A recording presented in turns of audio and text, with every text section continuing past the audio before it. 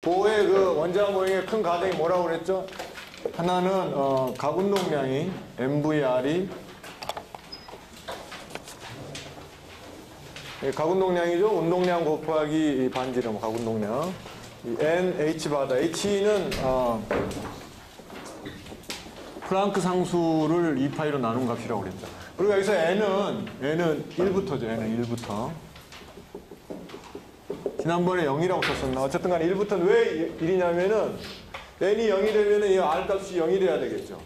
R이 0이면은 이건 뭐, 원자가 아니라 원자로 존재할 수 없으니까 N은 1서부터 시작합니다. 이 모델에서는. 그 다음에 두 번째가 뭐였냐면은 그 원자에서 방출되는 빛의 그건 이제 아인슈타인의 광자 그 이론을 따라가지고 그 나오는 빛의 그 에너지가 hν 였죠?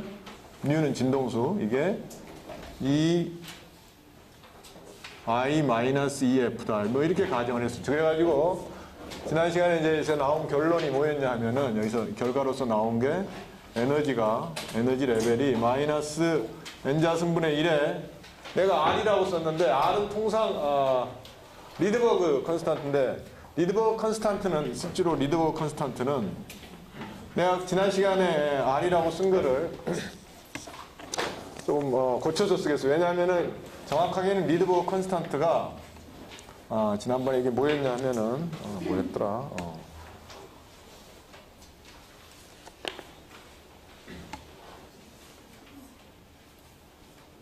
EH 이게 수소 원자일 때입니다. 수소 원자일 때. 그러니까 Z = 1인 경우에 Z가 1이라는 얘기는 원자 번호가 1일 때 얘기죠. 수소 원자일 때. 이게 여러분들 기억하겠지만은 EH바 자승분의 ME 사승 EH바 자승분의 ME 사승으로 주어졌죠? 기억납니까? 그러니까 여기서도 역시 N은 1, 2, 3 뭐 이렇게 주어지겠죠. 그래서 요거를 지난 시간에 R이라고 그랬는데 요게 리드버그 상수가 아니에요. 리드버그 상수는 이거를 다시 조금 나눠준 겁니다. 그래서 이거를 편의상 내가 지난 시간하고 조금 달리해서 이거를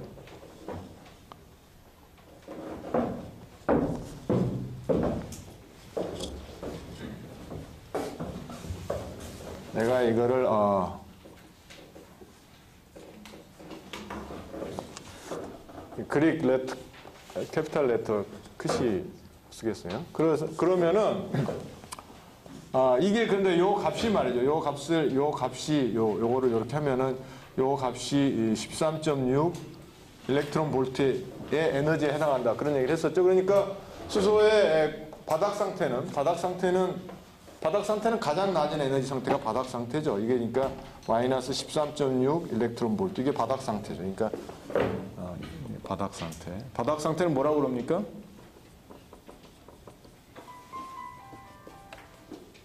바닥 상태를 그라운드 스테이트라고 그러죠. 그라운드 스테이트. 그래서 이제 그 다음에 이제 첫 번째 들뜬 상태라고 그러죠. excited state. 들뜬 상태는 이 2는 요거의 4분의 1이니까 어떻게 됩니까? 4분의 1이면은 4, 3, 12. 3.4인가요? 3.4. 곱하기 4 하면은 나옵니까? 3, 4, 12, 4, 4, 16 나옵네. 요게 이제 첫 번째 들뜬 상태가 되겠죠. 그 다음에 뭐 요거, 그 다음 거는 요거에 16, 그 다음에 9분의 1이 되겠죠. 9분의 1이니까 뭐 어쨌든 간에 여기 E3 뭐 이렇게 쭉 해가지고, 요게 이제 0. 요거보다 더 높은 데 있는 거는 이제 쭉 이렇게 뭐 촘촘히 이렇게 있을 거예요. 에너지가 0인 전까지 이렇게 쭉 에너지 레벨이 존재를 하겠죠. 이 보호 모델에 의하면은.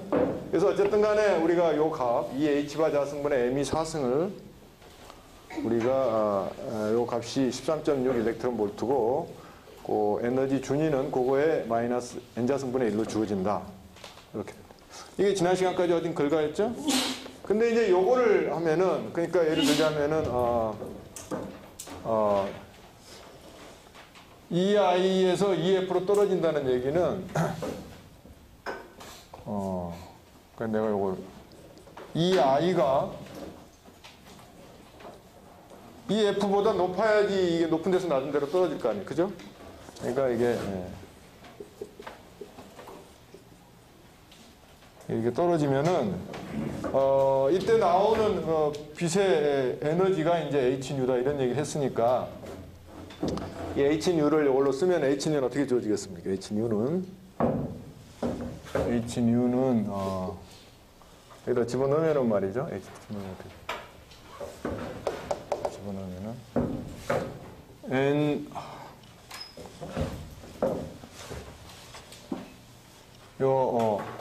그 C를 하고 NF의 자승분의 1 빼기 NI의 자승분의 1 이렇게 되겠죠. 어? 그렇게 되겠죠? 그러니까 요게 의미하는 거는 뭐가 되겠어요? 요게 의미하는 거는 NF, NI하고 NF가 있다면 어떤 게 더 값이 크겠어요? NF가 커, NI가 커? NF가 더 크겠죠? 작나? NF가 작죠.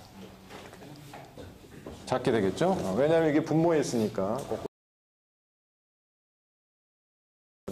그래서 NF가 항상 NI보다 크게 된다. 이렇게 되는 거예요. NF는 파이널 스테이트고 NI는 이니셜 스테이트의 그 에너지 레벨이죠. 이렇게 주어진다 이거죠.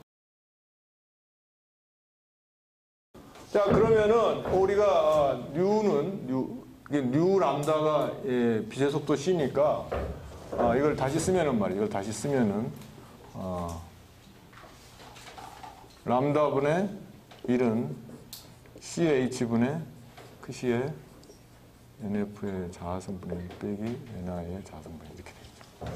그래서 요거를 말이죠. 요거를 우리가 리드버그 상수라고 부릅니다. 지난 시간에 좀 잘못된 지난번에 리드버그 상수라고 얘기한 거를 CH로 나눠준 게 통상 얘기하는 리드버그 상수입니다. 그래서 요거를 우리가 리드버그 상수 R 쓰고 그래서 여러분들이 이게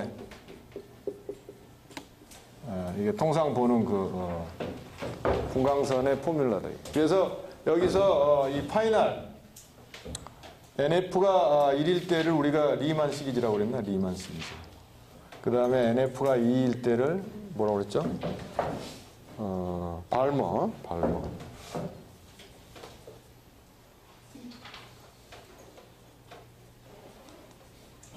NF가 뭐 3일 때를 파센 시리즈라고 했죠. 뭐 이렇게 쭉. 그러니까 무슨 얘기냐 하면은 리만 시리즈는 이런 거겠죠. 여기 위에서부터 이렇게 쭉 이렇게 떨어지는 것들. 요게 다 리만 시리즈에 해당하는 거고. NF가 1이니까. 발머 시리즈는 뭐야? 두 번째 상태로 떨어지는 게 위에서부터 뭔지 모르지만 이렇게 계속 이렇게 두 번째 상태. 요런 것들을 이제 우리가. 근데 요런 거에 실험적으로 관측된 요런 이 분광선의 시리즈들하고 요 포뮬라가 정확하게 일치하더라고요. 이 R을 우리가 계산할 수가 있겠죠. 그 C가 13.6이니까 13.6 나누기 빛의 속력 나누기 플랑크 상수. 근데 R은 실제로 파장의 역수인데 길이의 인버스인데 R 값은 말이죠. 어떻게 주어지냐면은 1.097 곱하기 10의 7승.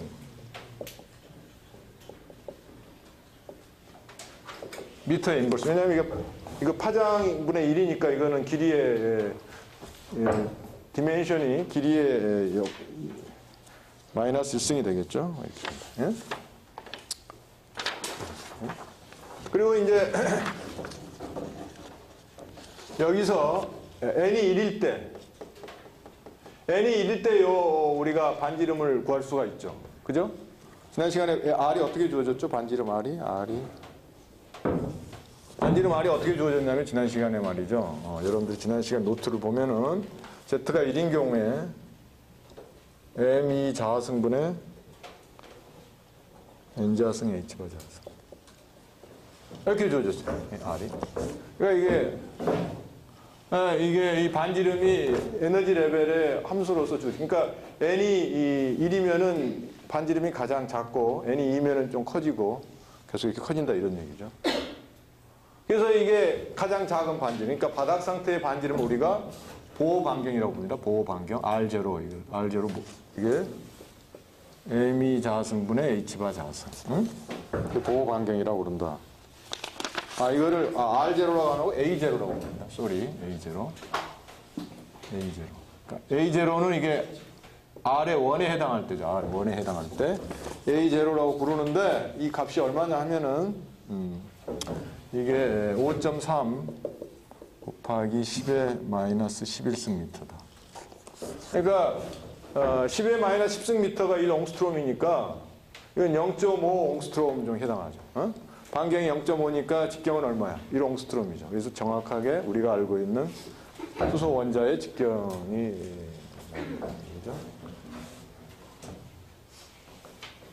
근데 이거는 어디까지나 모델입니다. 이게 정확한 이론은 아니에요. 그런데 어쨌든 간에 요 에너지 레벨하고 분광선은 설명하고 있다. 이런 얘기죠. 어?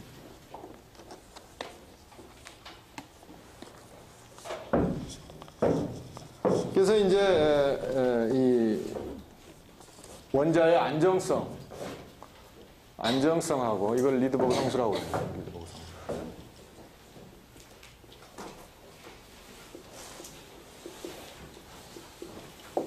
요거는 보호 레디어스라고. 네? 보호 레디어스.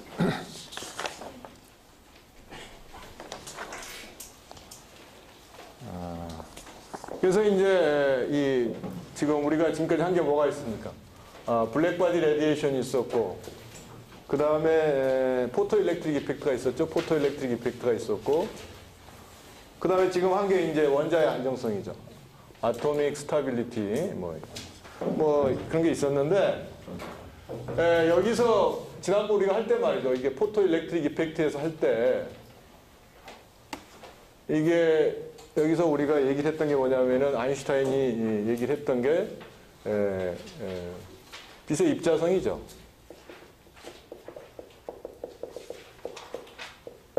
입자성. 그래서 그거를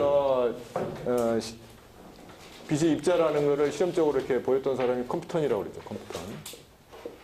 그 실험을 우리가 통상 컴퓨턴 효과라고 그럽니다. 컴퓨턴 효과.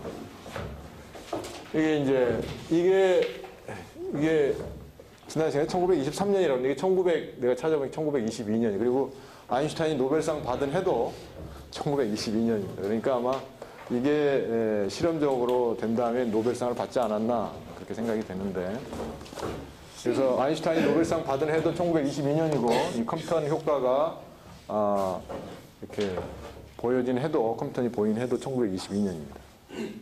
컴퓨턴 이펙트는 뭐냐 하면은 컴퓨턴이 엑스레이를 가지고 실험을 했어요. 엑스레이도 전자기파죠? 전자기파가 빛이 전자기파라는 거는 뭐 막스웰에 의해서 19세기에 이미 알려진 사실이죠. 그리고 그게 헤르츠에 의해서 증명이 됐고 전자기파에는 말이죠. 파동에 따라서 여러 가지가 있죠. 위에서부터 쭉 적으면은 파장이 제일 짧은 게 뭡니까? 감마레이. 그 다음에 짧은 게 엑스레이. 그 다음에 뭐냐? 그 다음에 이제 우리가 울트라 바이올렛. 그 다음에 우리가 가시광선. 비저블 라이트가 있고, 가시광선. 가시광선이 비저블이라는 말이 볼 수 있다. 그 얘기죠. 그러니까 우리가 가시가 뭡니까? 가시가. 나뭇가시야? 뭐야? 그렇지. 보는 게 가능하다. 그러니까 한자로 써놔서 그런데 가시광선은 비저블이죠, 비저블 하다는 뜻을 가시로 해서. 가시광선이 있고, 그 다음에 인프라레드가 있고, 그 다음에 이제 레디오 웨이브들이 마이크로웨이브, 레디오 웨이브 쭉 있죠, 전자파. 우리가 흔히 말하는 전자파들이 있죠. 근데 이게 다 사실은 전자기파다 이런 얘기죠. 그래서 엑스레이도 이 빛입니다, 빛. 우리가 눈으로 볼 수는 없지만 엑스레이도 빛이라고 우리가 얘기하죠. 넓은 의미로 보면. 우리가 좁은 의미로는 빛을 가시광선만 얘기하지만은 엑스레이, 감마레이 굉장히 에너지가 높은 거고 그 다음 높은 거죠. 그래서 엑스레이는 에너지가 높으니까 통상 그냥 투과해버리죠. 에너지가 높으면. 에너지가 이제 잘 흡수될 영역에 있어야지 잘 흡수가 되는데 엑스레이는 이게 신체에 잘 흡수가 안 되니까 그냥 투과해버리죠. 뼈 같은 데는 좀 흡수가 되고. 어쨌든 간에 그래서 이 엑스레이를 가지고 말이죠. 엑스레이를 가지고 이 컴퓨터는 실험을 했어요. 실험을 했는데 엑스레이를 가지고 어디다 했냐면은 그래파이트, 흑연이죠, 흑연. 이게 뭐 그래파이트 흑연이죠. 그래파이트 스펠링이 이렇게 되나? 잘 모르겠네. 그래서 써놨을 텐데.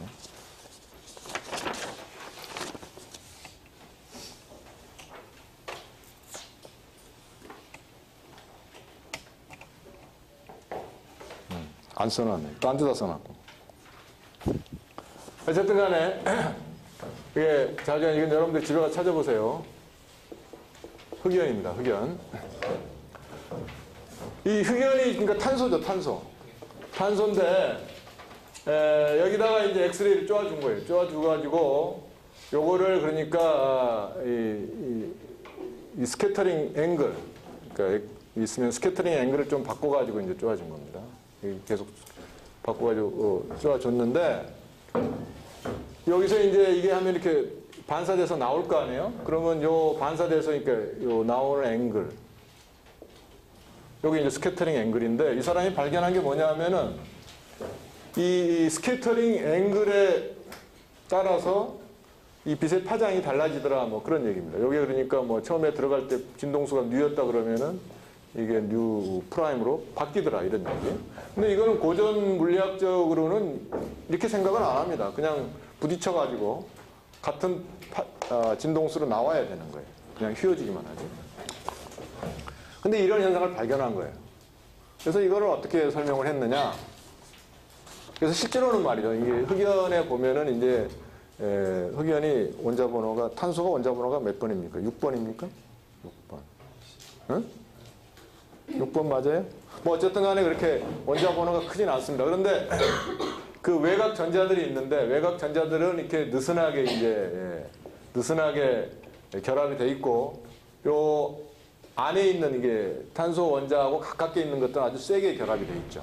예를 들자면은 이 엑스레이가 요 안에 있는 거에 부딪히면 요거 세게 결합돼 있기 때문에 원자 전체하고 충돌하는 거나 비슷하니까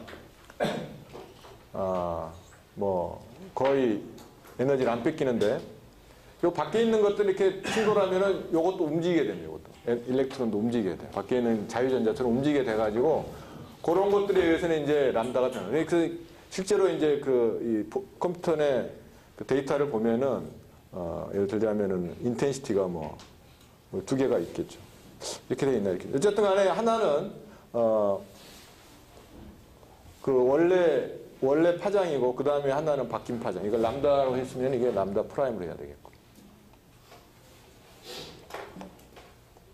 이거 두 개가 이게 이제 이게 움직이는 일렉트론에 의해서 반사된 거다. 그래서 뭐 이런 거는 이제 실험적인 거니까 뭐 그냥 그렇다고 접어두고 간단히 얘기하면은 포톤이 이렇게 온 겁니다. 포톤이 와가지고 이렇게 밖에 느슨하게 이 자유전자처럼 이렇게 느슨하게 묶여 있는 일렉트론을 친 거예요. 그럼 어떻게 되겠어요? 일렉트론이 이렇게 이게 만약에 당구공이라고 우리가 생각을 하면 일렉트론이 움직이겠죠. 네? 이게 움직일 거예요. 그러니까 일렉트론, 이 포톤의 처음에 운동량을 우리가 P라고 그러고, 그러면 이제 포톤도 어떻게 당구공이라면 이런 식으로 반사될 거예요. 요걸 우리가 스몰 p 프라임. 그 다음에 이 일렉트론은 정지해 있다가 이제 움직인 거죠. 그래서 이걸 캐피탈 P로 우리가 적겠어요. 그러면은 여기다가 우리가 운동량 보존을 적용하면 어떻게 돼요? 운동량 보존을 적용하면. 처음에는 운동량이 이거밖에 없었죠? 여기 뭐하고 같아? 두 개 더한 거하고 같아야 되겠죠. 그 다음에 또 하나는 뭐가 있습니까? 에너지 보존이 있죠. 이건 모멘텀 컨서베이션이고 에너지 보존, 에너지 컨서베이션을 쓰면 어떻게 돼요? 처음에는 뭐가 있습니까? 처음에는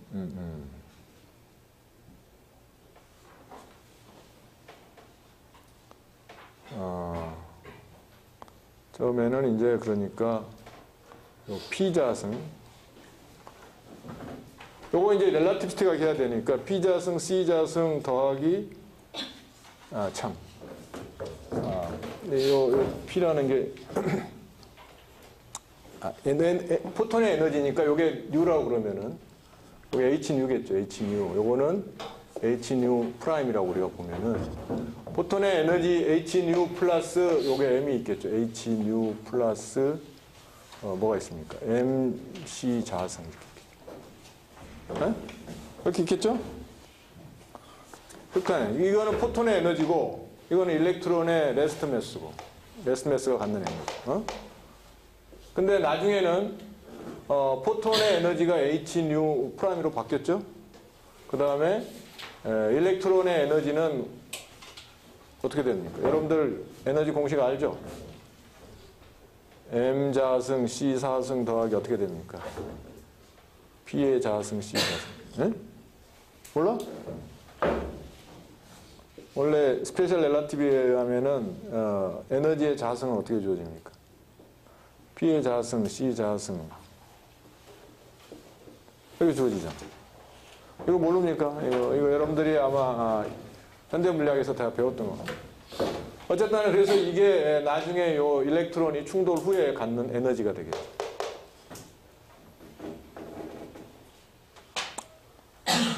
그런데 포톤의 경우는 말이죠. 포톤의 경우는 여기서 P라는 거는 운동량이죠. 운동량.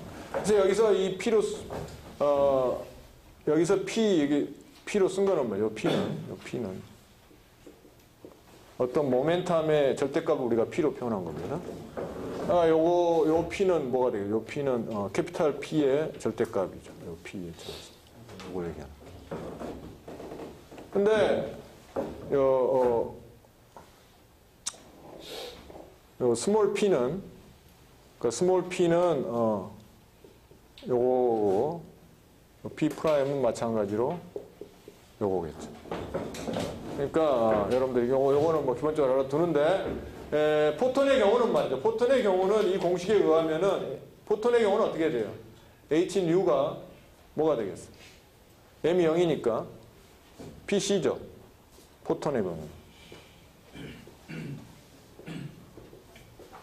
요거는 참고사항으로 적어주는 겁니다. 포톤의 경우는 M이 제로니까 Hnu가 곧 PC가 되니까 운동량의 크기가 어떻게 주어지냐면은 C분의 Hnu로 주어집니다. 일반적으로 그렇다면.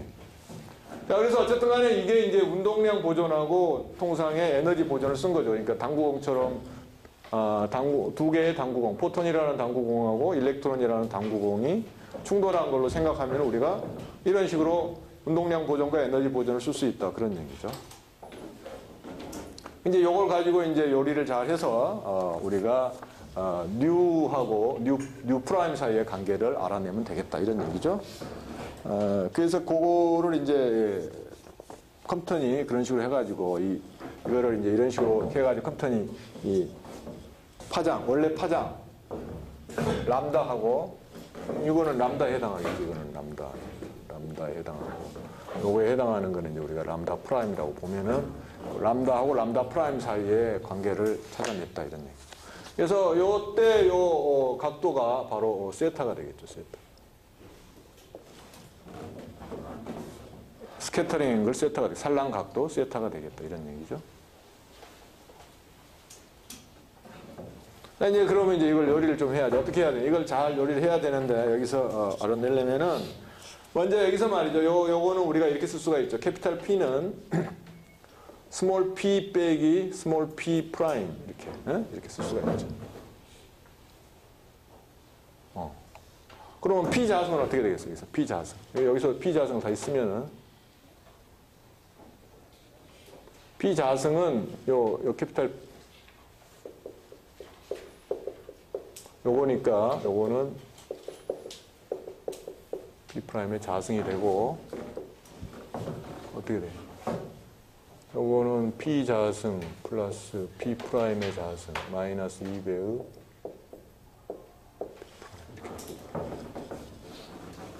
그러니까 이걸 뭐 다시 쓰면은 P 자승 P 프라임의 자승 마이너스 2배의 P 프라임 내적은 이게 코사인 세타죠? 코사인 세타니까 코사인 세타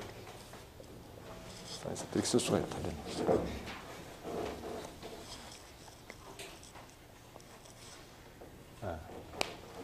여기서 얻은 결과는 뭐냐 하면은 말이죠. 여기서 얻은 결과는 요 P자승은 그렇죠. 그냥 써주고. 그 다음에 여기를 우리가 벗기려면 어떻게 벗길 수가 있느냐 하면 이렇게 벗길 수가 있겠어. MC 자승 플러스 Hν 마이너스 Hν 프라임은 루트죠? 루트. 그러니까 요거의 전체 자승은 뭐하고 같아요? M 자승 C 자승 플러스 P의 자승 C 자승하고 같겠죠. 어? 같으니까 요거 벗기는 거는 쉽죠? 벗기는 거 어떻게 되겠어? M 자승 C 자승 플러스 Hν 마이너스 Hν 프라임의 자승 플러스 2배의 MC 자승 Hν 마이너스 Hν 프라임 이게 되겠죠? 되겠고 요거는 M 자승 C 자승 플러스 P 자승 C 자승. 그래서 여기서 이게 보면은 이거는 없어질 거고 없어지고.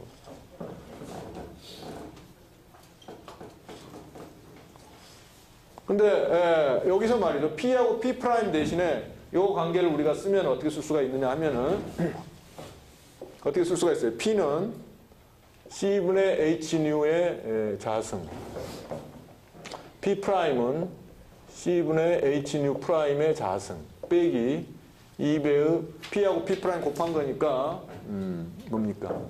C분의 Hν, C분의 Hν 프라임 코사인 세타. 코사인 세타가 아닙니다. 코사인 세타. 이렇게 주어지겠죠. 자, 그래서 여기서 여기 이거 캐피탈 P자승, C자승이 있으니까 요거는 여기서 나올 수가 있죠. 여기서 나오면 뭐가 되냐면 여기서 보면은 말이죠. 캐피탈 P자승, C자승은 Hν의 자승 플러스 Hν 프라임의 자승 빼기 2배의 Hν 프라임 코사인 세타 이렇게 주어진다는 걸 알 수가 있죠. 네? 자, 요거를 여기다 집어넣어요. 여기다가 집어넣어. 여기다 집어넣으면 말이죠. 어떻게 되겠어요?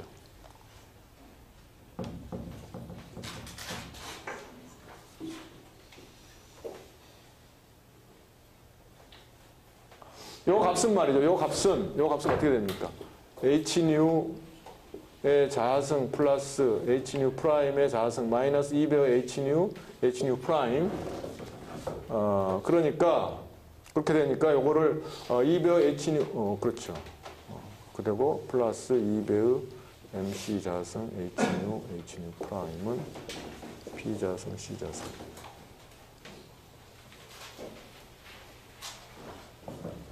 뭐 다시 쓰면 이거죠? 자, 그러니까 요 P자승, C자승 요거 하면은 어떻게 됩니까? 요거하고 요걸 여기다가 다시 집어넣으면은 말이죠.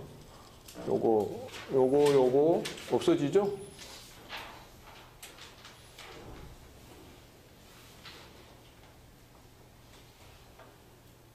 요거 없어지니까 요걸 여기다가 집어넣으면은 말이죠. 여기다 집어넣으면은 양변에 마이너스 곱해주고 2 없애버리면은 말이죠. 결과적으로 이렇게 되죠. 요거를 이쪽으로, 내가 요걸 이쪽으로 이항하겠어요. 이항하면 어떻게 됩니까?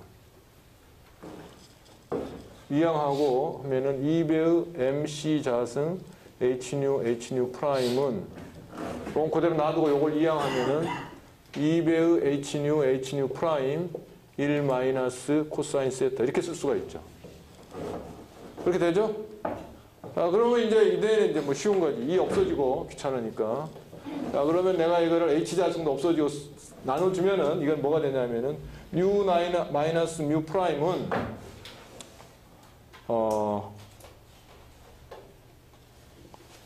MC 자승분의 뉴 프라임 1 마이너스 코사인 세타죠. 근데 귀찮으니까 뉴 프라임도 우리가 양변으로 나눠주면 말이죠. 어떻게 됩니까? 뉴 프라임분의 1 빼기 뉴분의 1은 MC 자승분의 1에 1 마이너스 코사인 세타 이렇게 되겠죠. 네? 그렇게 되죠? 근데 뉴는 우리가 C를 람다로 나눈 거니까 이걸 다시 쓰면은 U분의 1은 C분의 람다니까 결과적으로 어떻게 되냐면 이런 결과가 됩니다. 람다 프라임 빼기 람다는 MC분의 뭐 하나 없어진 것 같은데 뭐가 없어졌습니까? 여기는 H 하나 있고 여기 두 개 있죠. 그러니까 H를 빠졌어요. H가 빠졌습니다. H가. 그러니까 MC분의 H가 되고 1 마이너스 코사인 세타가 됩니다. 이게 바로 컴퓨터니 얻은 공식입니다. 예? 이게 바로 컴퓨터니 얻은 공식이다. 이게. 그래서 원래 산란되기 전에 파장하고 산란된 후에 파장의 차이가 바로 이건 M은 일렉트론 매스입니다. 일렉트론 매스분의 곱하기 C분의 H 플랑크 상수 1 마이너스 스캐터링 앵글에 의존하더래요. 그러니까 스캐터링 앵글에 따라서 산란된 파장이 달라졌다 이런 예? 이거는 정확하게 실험 결과하고 일치를 했습니다. 그러니까 무슨 얘기냐? 결국은 이 포톤이 당구공 같은 그런 입자로 여겨도 전혀 문제가 없고 실험 결과가 완전히 일치하더라 그런 얘기입니다.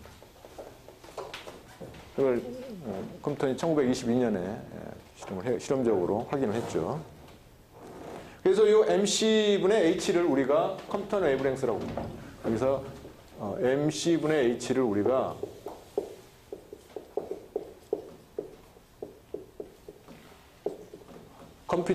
컴퓨터는 요거는 대문자입니다. 대문자. 컴퓨터는 웨이브, 컴퓨터 파장이다. 요 값이 말이죠. 일렉트론의 경우는 2.4 곱하기 10의 10승 센티미터. 모양이다. 2.4 곱하기 10의 10승 센티미터라고 되어 있네요. 일렉트론의 경우는 그렇다고 돼요. 뭐 좀 잘못된 거 아닌가?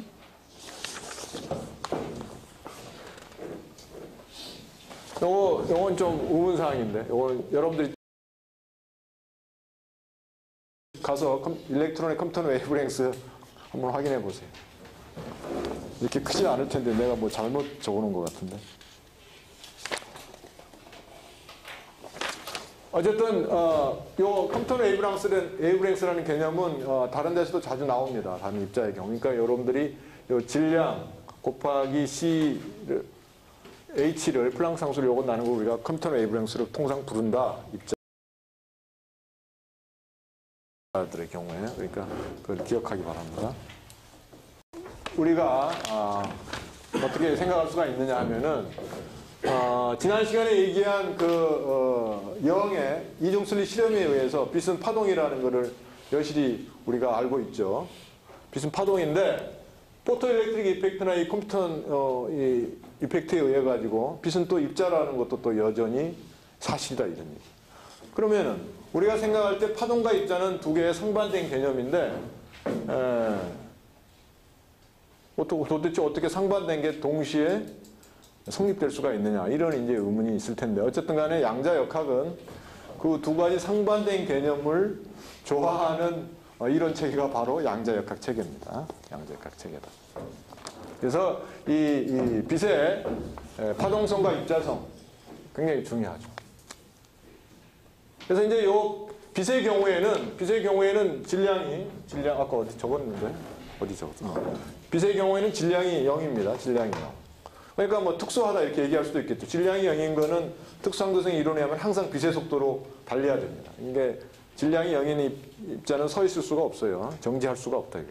항상 빛의 속도로 움직이는데 그러니까 우리가 좀 특수하다 생각할 수가 있는데 이런 상황에서 1924년인가? 1924년?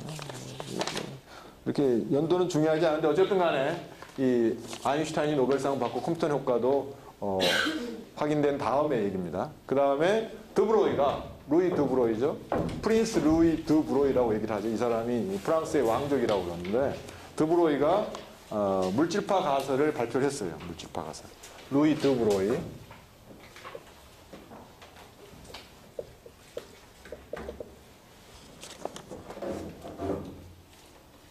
이게 1924년입니다. 이게 뭐냐면은 물질파니까 매터 웨이브다. 매터 웨이브 이제 물질파 가설 하이파시스 발표를 했는데, 네, 그게 무슨 얘기냐 하면은 지금 이 빛의 입자성과 파동성, 지금 이중성이죠? 그거를 일반화시킨 거예요. 일반화. 그러니까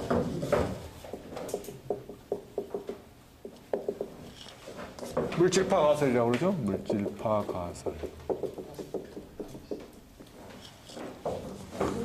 이게 뭐냐면은 말이죠. 드브로이가 주장한 거는 포톤뿐만 아니라 빛뿐만 아니라 우리가 통상 질량이 m이 0이 아닌 거는 우리가 다 입자로 생각을 하죠. 입자. 그렇잖아요? 입자로 생각하는데 이런 모든 입자들이 이 파동성을 동시에 가지고 있다. 이런 얘기입니다. 그러니까 포톤은 질량이 0이지만은 파동성이 이미 0의 실험에서 증명된 것인데 드브로이는 거꾸로 질량이 0이 아닌 입자들도 다 파동성을 갖고 있다. 이렇게 이제 주장을 한 거예요. 이게 이제 드브로이의 물질파 가설이죠. 드브로이. 우리 말로는 이렇게 씁니다. 드브로이. 이렇게 씁니다. 드브로이. 내가 지금 여기 쓰고 있는 거는 내가 한국 물리학회 용어집이 있습니다. 그걸 일일이 찾아보고 여러분한테 써주는 거예요. 컴퓨터는 어떻게 쓰느냐? 컴퓨터는 이렇게 씁니다. 컴퓨터. 여러분도 그게 그러니까 한국 물리학회 용어집이 물리학에서는 그게 맞춤법 사전입니다. 그러니까 나중에 이제 나오겠지만 하이젠버그의 언서튼티 프린시플이 있는데 그거를 하이젠버그라고 안 합니다. 그건 미국식 발음이고 본토 발음 뭡니까? 하이젠베르크 이렇게 얘기합니다. 하이젠베르크. 자, 그래서 어쨌든 간에 이 입자의 파동성이 있는데 파동성을 가지려면은 이게 파동이 되려면은 파장이 있어야 될 거 아니에요. 그래서 이 물질의 파장을 어떻게 정의했느냐? 드브로이는 이렇게 정의를 했어요.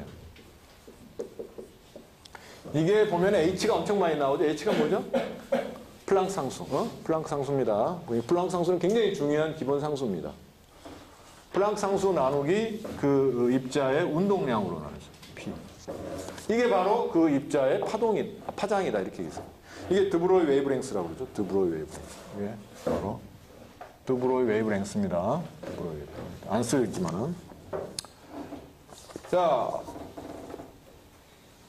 근데 요게 이제 드브로이가 주장한 관계죠. 이게 핵심입니다. 물질의 파장은 그 입자 0이 아닌 질량이 0이 아닌 입자의 파장은 이렇게 주어진다. 그 입자가 갖고 있는 운동량분의 플랑크 상수다. 이렇게.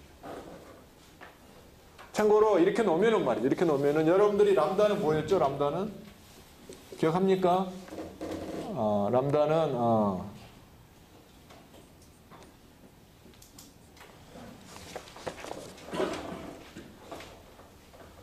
이 파이를 팥으로 나눠준 거였죠. 지난 시간에 뭐 이렇게 했잖아. K는 이렇게 하면 더 기억하기가 쉽습니까? 그렇잖아. 이 파수는 람다분의 2파이였죠. 파수라는 게 뭐였어? 단위 길이당, 단위 거리당 파장의 개수에다가 레디안 2파이를 곱해준 거였잖아요. 파수.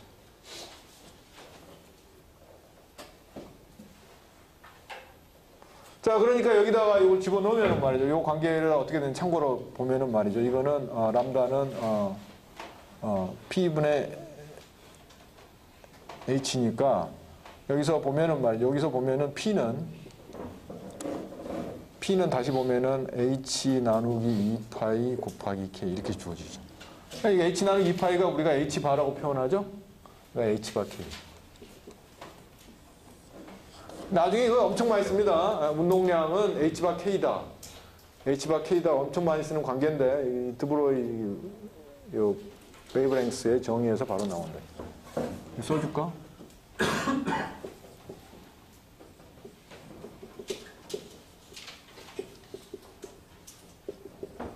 드브로이. 그래서 P는 H바 K라는 거는 이제 항상 성립하는 겁니다. 이게 양자역학적으로는.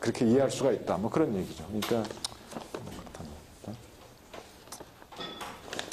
어쨌든 간에 이 핵심은 이겁니다. 모든 물질들, 뭐 질량이 0이든 0이 아니든 모든 물질은 파동성을 갖고 있는데 그 파동의 파장은 H 나누기 운동량이다. 이렇게. 응? 그래서 이제 이게 바로 드브로이의 매터 웨이브 가설입니다. 그러니까 결국은 이제 물질은 입자면서 파동성도 갖는다 이런 얘기를 한 거죠. 그런데 이게 뭐 물질이 입자면서 파동성을 갖는다 이런 게 굉장히 생각하기 쉬울지 모르겠지만은 상당히 우리가 이 상식적으로 받아들이기 어려운 개념입니다. 왜 그런지 한번 생각해 보죠. 예를 들자면 말이죠. 예를 들자면은 만약에 여러분들이 뭐 어떤 콩 같은 알갱이들을 어떤 그 슬릿을 통해 가지고 여기서 막 쐈어요. 그럼 여기에 이게 스크린이 있는데 여기 스크린에서 이걸 카운트를 하는 거예요. 얼마나 떨어졌나. 그러면 뭐 쐈다, 뭐 총알이 됐든 뭐가 됐든. 그러면 이 점을 중심으로 해가지고 여기서 뭐 어떻게 이런 식으로 분포를 할 거 아니에요. 그렇죠? 이쪽에서 쐈다 그러면 요걸 중심으로 해가지고 뭐 이런 식으로 분포를 하겠죠. 당연한 상식이죠. 여러분들 한번 총을 쏴도 아마 그렇게 될 겁니다. 그러니까 두 개 합쳐봐야 뭐 대충 이런 식으로밖에 안 나올 겁니다. 그렇죠? 입자는 그렇다. 근데 파동의 경우는 지금 있는데 여기 평면파를 보냈어요. 그러면 여기서 여기가 이제 스크린이 있어요. 여기는 이제 그럼 여기서 이제 구면파가 나갈 거 아니에요. 여기서도 구면파가 나갈 거고. 두 구면파가 합치면 어떻게 됩니까? 간섭을 일으키죠. 그래서 골도 생기고 말도 생기고 그렇다. 그 여기서 이제 높은 데도 있고 낮은 데도 있고 뭐 간섭 현상이라고. 간섭. 이거 우리가 간섭이라고 그러죠. 인터피어런스. 이 스펠링이 좀 스펠링은 항상 요즘에 잘 생각이 안 나요. 하여튼 그건 중요한 게 아닙니다. 어쨌든 간에 여러분들 집에 가서 찾아보세요. 자, 이 간섭 현상이 이게 이제 파동의 가장 큰 특징입니다. 근데 파동과 입자의 이중성을 가진다는 이거는 무슨 얘기냐 하면은 지난번에도 얘기했지만은 상당히 이해할 수 없는 현상이 일어난다 이런 거죠.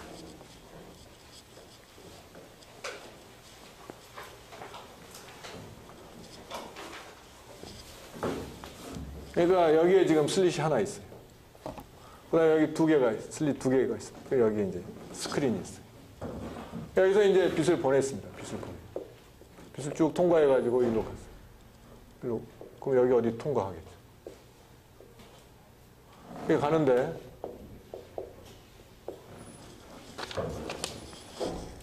이게 만약에 일렉트론이라고 칩시다. 일렉트론. 그럼 일렉트론을 맨 처음에 요것만 1번만 열고 2번은 닫고 했어요. 그러니까 여기에 이렇게 쭉 이렇게 이런 일렉트론의 개수가 이렇게 카운트가 됐다. 그 다음에 1번 닫고 2번 하니까 또 이렇게 일렉트론 카운트가 돼요. 우리가 상식적으로 생각하면은 다 열고 하면 어떻게 되겠어요? 다 열고 하면은 이런 식으로 나타나야 되겠죠. 요거죠. 근데 어떤 현상이 벌어졌느냐. 그러니까 요 간격은, 슬릿의 간격은, 일렉트론의, 드브로이 웨이브랭스에 맞게끔 잘 조절해줘야 됩니다. 이, 람다보다 너무 크면은 간섭이 안 일어나는 게 여러분들이 광학에서 잘 알고 있습니다. 그러니까 간섭 효과는 이게 슬릿 사이의 간격이 거의 람다의 웨이브랭스에 컴패러블 해야만이 일어날 수가 있어요. 그래서 그걸 잘 조절하면은, 이렇게 되질 않고, 그러니까 간단히 이야기해서 뭐 어떤 패턴이 일어나냐면은 제일 많이 일어난 데가 있고 이렇게. 요거는 무슨 점이냐면 일렉트론이 하나도 안 왔다 이런 얘기예요. 일렉트론이 많이 온대요. 근데 생각을 해보세요. 이게 하나 맞고 하다가 하니까 여기 지금 이렇게 왔던 점입니다. 이렇게 왔던 점. 여기 이렇게 쭉 이렇게. 하나, 여기 2를 막고 있을 때 이렇게 1에 의해서 이렇게 다 이게 일렉트론이 도달했던 그런 위치인데 밑에 슬릿을 여니까 어떻게 됐어? 이쪽으로는 하나가 안 오더라고요. 일렉트론이. 마찬가지로 1번 슬릿 닫고 2번 슬릿 할 때는 이렇게 쭉 이렇게 전부 다 일렉트론이 올 수 있는 자리였는데 이 슬릿을 하나 더 여니까 일렉트론이 웬일로 나타나질 않는다 이런. 그러니까 이걸 입자라고 생각하면은 도저히 우리가 이해할 수가 없는 현상이에요. 어떻게 가던 대로 안 가느냐 이거야. 근데 이거를 파동으로 생각하면 해석할 수가 있죠. 왜? 파동은 동시에 가니까. 이게 동시에 가잖아요. 동시에 가가지고 여기서 그래서 이제 이게 요 파동하고 합성이 돼가지고 그러니까 보면은 말이죠. 파동은 항상 모든 여경을 한꺼번에 진행을 합니다. 그렇잖아요. 파동이니까. 여기서도 보면은 지금 여기 물결이 옵니다. 여기 문이 두 개가 있는 거죠. 파동이 하나로만 통과합니까? 두 군데 다 통과하잖아요. 입자는 그럴 수가 없죠. 여러분이 어떻게 동시에 두 문을 통과할 수 있어요? 그럴 수가 없잖아. 입자는 포인트가 이게 아이덴티파이가 되기 때문에 우리가 입자로 생각하는 거는 두 군데를 동시에 통과할 수가 없다고 생각을 하잖아요. 그러니까 이게 두 군데로 통과해야 간섭이 일어나는 거지. 한 군데로만 통과하면 간섭이 일어날 수가 없죠. 아까 이게 이러한 해석이죠. 어? 근데 이거 일렉트론이 그럼 여러 개 쌓여서 다른 일렉트론하고 간섭이 일어난 거냐? 그게 아니라는 거지. 그 자체로 여기서 보면 파동이 다른 파동, 여기서 하나 온 거하고 다른 거하고 한 게 아니라 여기서 온 이 파동 하나에 의해서 동시에 여기서 지금 인터페런스가 일어나요. 일렉트론도 마찬가지입니다. 동시에 인터페런스가 일어나가지고 일로는 절대 안 가더라 이런 얘기. 왜냐하면 이게 포톤이다. 포톤을 입자로 해서 우리가 관측하는 게 CCD 카메라죠. 여러분이 천문학과 손 들어봐. CCD 카메라 봤습니까?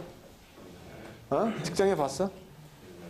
어떻게 측정합니까? 포톤 하나씩 카운트하죠?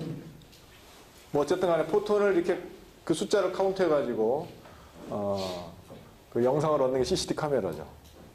포톤을 낱개로 카운트해가지고. 그러니까 마찬가지입니다. 포톤이 왔다 그러면은 그 포톤이 자기 자신하고 인터피어런스를 해가지고 여기에 패턴이 생기는 거예요. 간섭 현상 그러니까 자기 자신하고 간섭을 하는 겁니다. 그러니까 그거를 입자로만 해석하면은 도저히 일어날 수가 없는 현상인데 파동으로 해석해야만 일어날 수 있는 현상이 실제로 일어난다. 이런. 그게 이미 지금 일렉트론의 그런 현상을 이용한 게 뭡니까? 전자현미경. 전자현미경은 일렉트론의 그 파동성을 이용한 겁니다. 그것뿐만 아니라 예를 들자면은 원자력 연구소에서 주로 하는 뉴트론 디프렉션, 중성자는 일렉트론이 한 2000배 가까이 무겁죠. 그것들도 그 중성자의 파동성을 가지고 회제를 시키는 겁니다. 그래가지고 물질 구조를 이제 파악하는데 엑스레이 역시 아까도 얘기했지만 엑스레이의 컴퓨터는 입자성을 확인했지만은 엑스레이 회절 실험은 뭐 화학이나 물리에서 많이 하는 엑스레이 회절 실험들은 다 엑스레이의 파동성을 사용하는 겁니다. 엑스레이보다 훨씬 더 엑스레이는 뭐 빛이니까. 근데 뉴트론은 그보다 훨씬 더 정확하게 이제 그 물질 구조를 나타내는데 그런 것뿐만 아니라 최근에는 플로렌이 뭐 C60죠? 그 분자가 C60라고 되어 있는.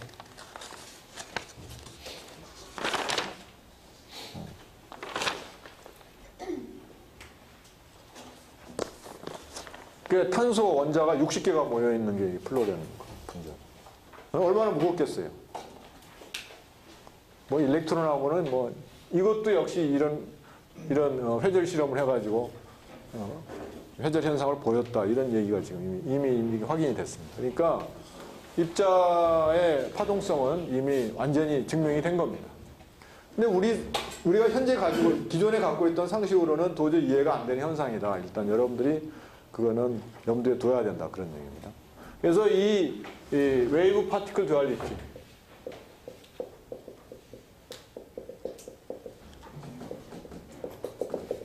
혹은 뭐 파티클 웨이브 듀얼리티. 뭐 이렇게 쓰나 저렇게 쓰나 다 똑같은 얘기죠. 그러니까 아인슈타인이 보이는 거는 뭐 포턴의 경우에 이걸 보인 거고 드브로이는 지금 이걸 주장한 거죠. 파티클 웨이브 듀얼리티를 주장을 한 건데 파동과 입자와 파동의 이중성 이게 바로 이제 양자역학의 기본 밑바탕에 깔려 있는 거다. 왜냐하면 지금 다 이 퀀텀 현상들이 다 이런 거에 바탕을 하고 있기 때문에 요거를 이제 이런 거를 어떻게 구현하느냐 이런 게 이제 바로 양자역학의 기본 이론 체계죠. 자, 그래서 이제 이게 1924년이라고 그랬죠. 그래서 이제 드브로이가 저런 얘기를 하니까 이게 이제 물질파로 볼 때는 물질파의 파동으로 해석한 사람은 이제 요거를 이제 슈레딩거입니다. 슈레딩거. 그 다음에 요거하고 무관하게 그냥 그 실험 데이터들을 가지고 행렬 역학적으로 추상적으로 해석한 사람이 이제 하이젠버그입니다. 하이젠베르크. 하이젠버그는 이 행렬 역학, 매트릭스 미케닉스라는 걸로 매트릭스를 써가지고 요 양자역학 체계를 세웠고 슈레딩거는 이 파동 역학, 웨이브 미케닉스 그러니까 파동성을 이용해서 기반해서 이 양자역학 이론 체계를 세웠다 이런 얘기입니다. 입자의 파동성. 그래서 이 슈레딩거의 웨이브 이퀘이션이고 그 다음에 하이젠버그의 매트릭스.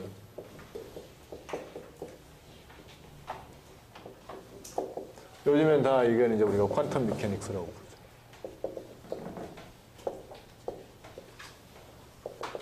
그래서 이게 슈레딩거의 웨이브 이퀘이션은 그러니까 이 드브로이가 물질은 파동성이 있다.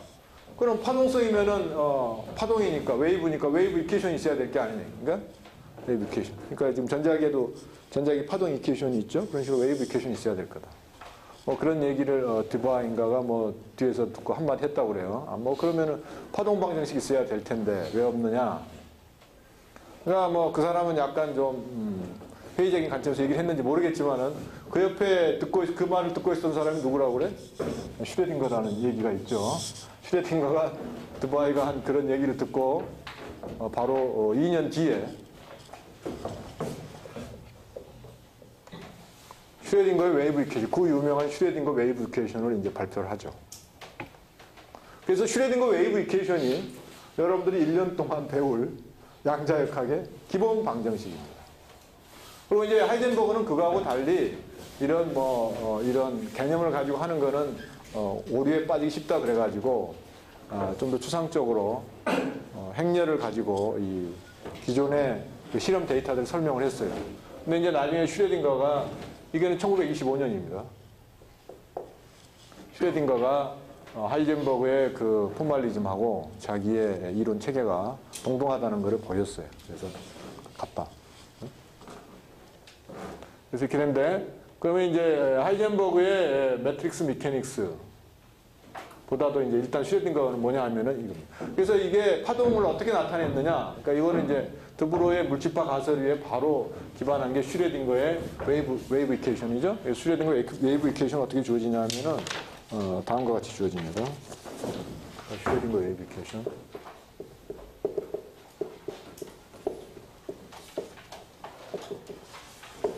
지금 이제 현재 양자역학의 기본 방정식이죠.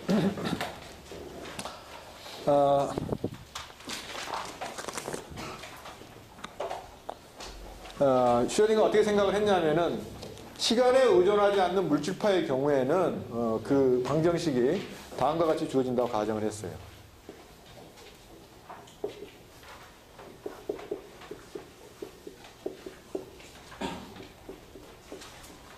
만약에 1차원이라고 생각을 하면은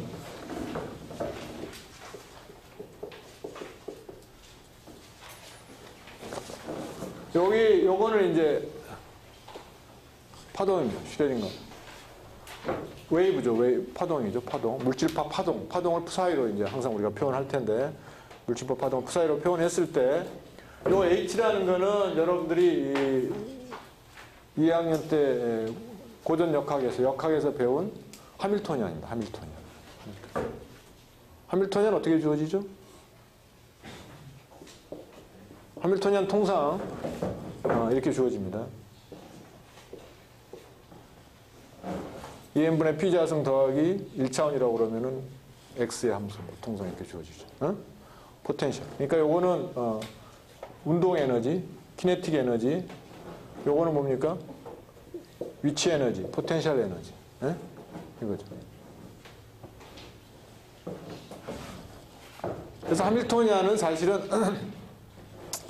에너지에 해당하는 그런 물리량입니다. 에너지에 해당하는 물리량인데, 슈레딩거가 이제 얘기를 한 거는 이게 시간에 의존하지 않는 그런 물질파의 경우에는 그냥 그 물질파의 에너지, 이건 에너지입니다. 에너지. 그러니까 요거는 하밀토니안입니다.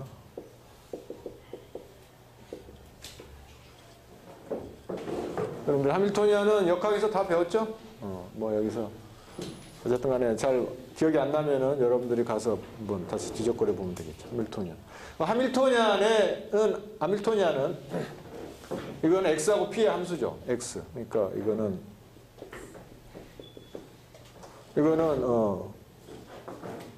위치죠. 위치를 나타내는 좌표고, 그 좌표에 해당하는, 위치에 해당하는 콘주게이트 모멘텀.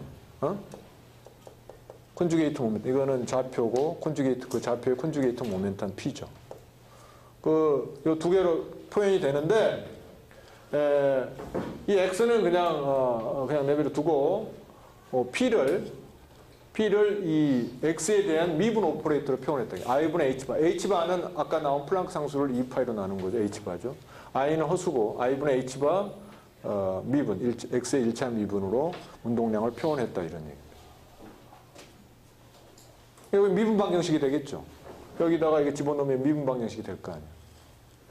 이런 미분 방정식으로 나타낸다. 이게 이제 시간에 의존하지 않는 개인데, 사실은 시간에 의존하는 개는 좀 더 일반적으로 쓰면은 요게 에너지가 요게 에너지가 아니고 이렇게 된다. H에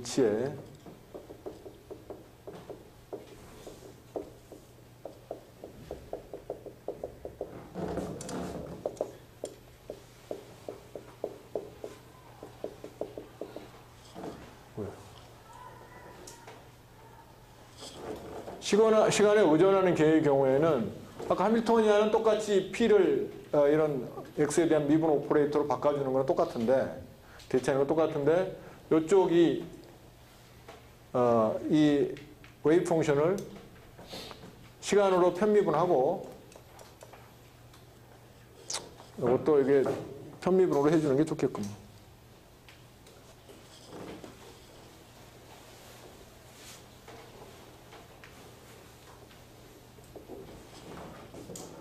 시간으로 미분해주고 거기다가 I하고 H바를 곱해주는 거예요. 이런 식으로 주어진다. 이렇게 얘기한 거예요. 이게 바로 슈레딩거 웨이브 이퀘이션. 그래서 이게 푸사이가 이 개가 시간에 의존하지 않을 때는 이제 이런 식으로 쓸 수 있다는 걸 우리가 금방 볼 수가 있어요. 요거를 여기다가 집어넣어서 쓰면은 좀 더 구체적으로 쓰면 어떻게 되겠습니까?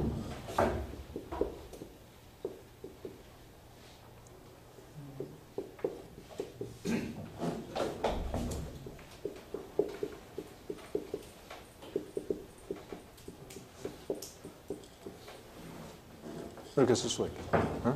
이런 경우에는 이제 이런 식으로 쓸 수가 있는 방향입니다.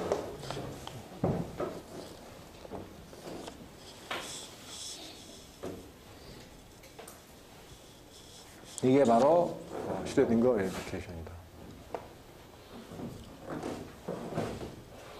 그 다음에 사실은 이게 이 하이젠버그의 매트릭스 이게 포멀리즘은 사람들이 잘 얘기를 안 합니다. 왜냐하면은 뭐 통상 우리가 잘 쓰지도 않고 해석하기 설명하기 그렇게 쉽지가 않아가지고 잘 안 하는데, 간단히 얘기하면은 하이젠버그의 아이디어는 이런 겁니다.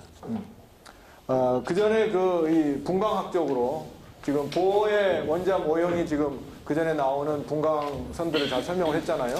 잘 설명했는데,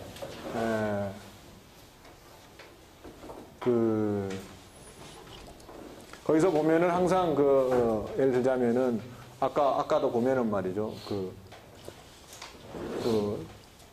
분광에서 나오는 그 진동수,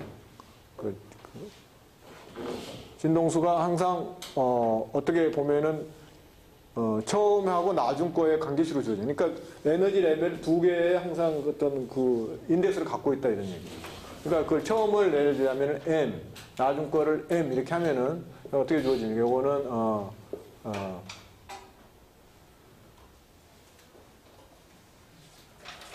H바분의 1에 2에 N-2N 이렇게 될 거 아니에요. 그렇죠? 이런 식으로 이제 이게 진동수 경우에도 이런데 다른 모든 양들이 이런 식으로 이 짝으로 지어질 거다 이런 얘기죠. 왜냐하면 이렇게 실제로 측정하는 데이터들은 이런 식으로 주어지니까. 그래서 이 사람이 가정하기를 이 X도 그런 식으로 짝으로 주어질 거다 이렇게 생각을 했어요. 그래서 그리고 그 시간 변화가 exponential 2파이 i 진동수 t 뭐 이런 식으로 이제 가정을 했습니다. 그렇게 해가지고 이제 얘기를 할까? 얘기 별로 하고 싶지 않은데 해보죠.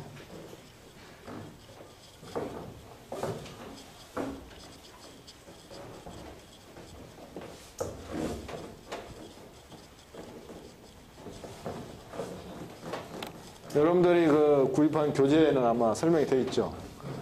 그래서 이걸 또 설명하려면 상당히 좀 귀찮은데 어쨌든 간에.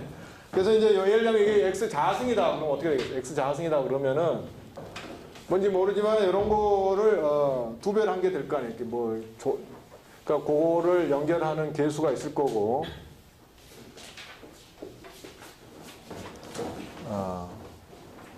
서메이션이 있고 여기 X에 예를 들자면은 요거를 이제 요 인덱스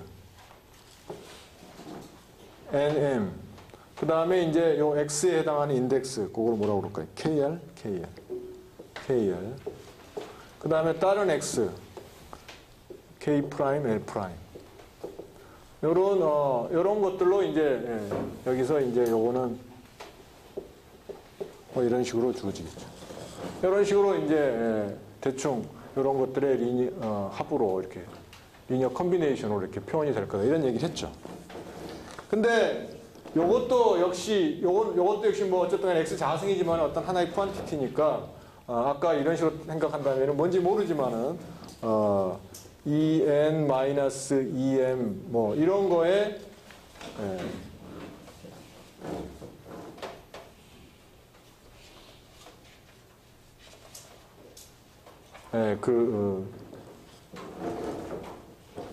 함수로 주어질 거다. 그런 생각을 할 수가 있겠죠.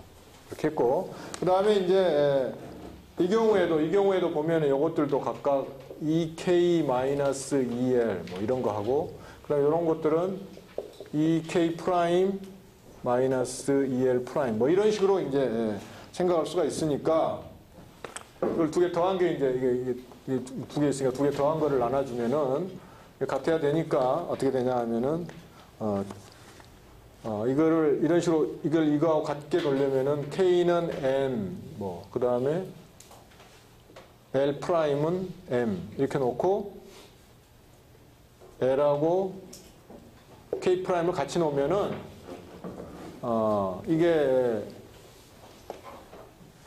이거하고 상쇄될 거 아니에요? 이거하고 상쇄될 거고 요거 남아가지고 이런 형태가 나올 거다. 이렇게 이제 생각을 한 거죠.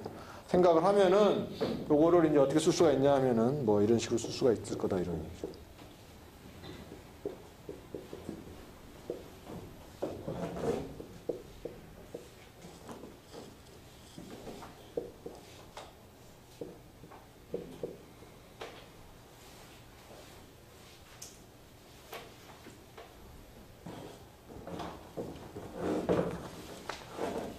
그렇게 되죠.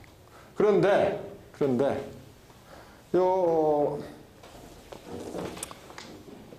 x 자승하고는 xx하고 x 두 개 곱한 거 같아야 될 거 아니에요. 그렇게 생각을 하면은 요 값이 1이 돼야 될 거다. 이렇게 이제 여기서 생각을 한 거죠.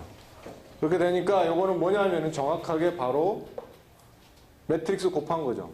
그러니까 요거 1이 되면은 이게 뭐 어떻게 되냐면은 x의 nk하고 x의 km이니까 요거는 x라는 매트릭스의 두 개의 곱비죠. nk의 km. 예? 그러니까 요 x를 매트릭스로 봤을 때 해당하는 그런 결과가 나온다 이런 얘기예요. 그 다음에 이제 여기 미분한 것도 보면은 미분하면은 요건 뭐 예를 들자면은 뭡니까? 요거는 d의 dt로 미분을 하면은 여기서 미분하면은 2파이 i nu nm 이렇게 나오고 x 이렇게 될 거 아니에요. 미분하면. 근데 요게 뭐냐 하면은 말이죠. nu nm이 아까도 얘기했지만은 뭐 어쨌든 간에 대충 하면은 en-2m이고 여기는 이게 nm이죠. nm인데 근데 요 em-em 요거는 사실은 말이죠. 요거는 사실은 하밀토니안에 해당하는 하밀토니안. 그래서 요거는 어떻게 쓰냐면 2 곱하기 x 뒤에 있는 건 어떻게 쓸 수 있어? x 곱하기 2 이렇게 쓸 수가 있죠. 왜냐하면 이게 서메이션이라고 보면 n, m, m이니까 이런 식으로 해석할 수가 있다. 이게. 그래서 요거를 통상 어떻게 봤냐면은 그러니까 dx, dt를 대충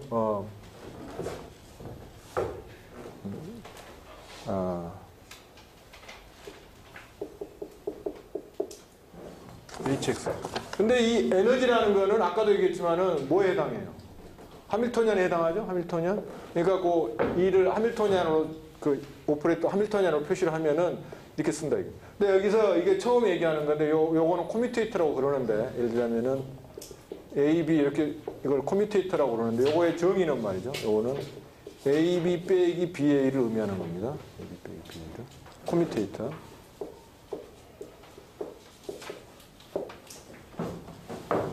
그래서 요거는 그러니까 다시 말하면은 뭐 HX 빼기 XH죠. 근데 요런 이제 정의를 한 겁니다. 그래서 정확하게는 이게 됩니다. dx, dt가 h바 i에 hx로 이렇게 정의를 한 거예요. 뭐 이렇게 쭉 해가지고 이제 이렇게 되면은 요게 뭐에 해당하죠? 요게 사실은 요게 n분의 p에 해당하죠? 운동량. 그렇잖아요? n분의 p에 했는데 요거는 우리가 통상 h는 아까도 얘기했지만 어떻게 되죠? h는 2n분의 p 자승 더하기 v니까. 근데 여러분들이 알지 모르겠지만은 요건 0입니다. 어떤 a라는 거하고 그거에 a의 함수들로 된 것들의 커뮤테이터는 항상 0이에요. 왜? a는 서로 바꿀 수가 있으니까. 항상 커뮤테이터 하면 0입니다.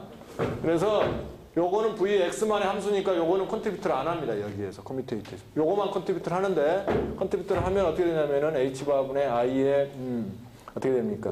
2n분의 1 하고 p 자승 x인데 또 한 가지 뭐가 있냐면은 a, b의 c라는 커뮤테이터는 ac의 b 더하기 a의 bc 뭐 이런 요게 여러분들 집에 가서 체크해 보기 바랍니다. 요런 관계식 항상 정립을 해요. 그러니까 이거 어떻게 되냐면은 p 자승 x는 p의 px 더하기 px의 p 이렇게 되겠죠. 여기가 같아야 되려면 어떻게 돼야 됩니까? 같아야 되려면 mm 없어지고 이거 2배죠. 그러니까 px가 마이너스 ih바가 되면은 생각해보세요. 이게 이거죠? 마이너스 ih바가 되면은 마이너스 i 없어지고 h바 없어지고 p 나오죠. 에? 그래 안 그래? 집에 가서 체크해보세요. 시간이 없으니까. 그렇게 된다. 이게 바로 그 유명한 하이젠버그의 커뮤테이션 릴레이션입니다. 그래서 커뮤테이터를 반대로 하면은 마이너스 BA가 된다는 거는 곧 알 수가 있어요. 그러니까 요건 XP는 IH방입니다. 이게 바로 그 유명한 하이젠버그의 커뮤테이션 릴레이션입니다. 오늘 여기까지 하도록 하겠습니다.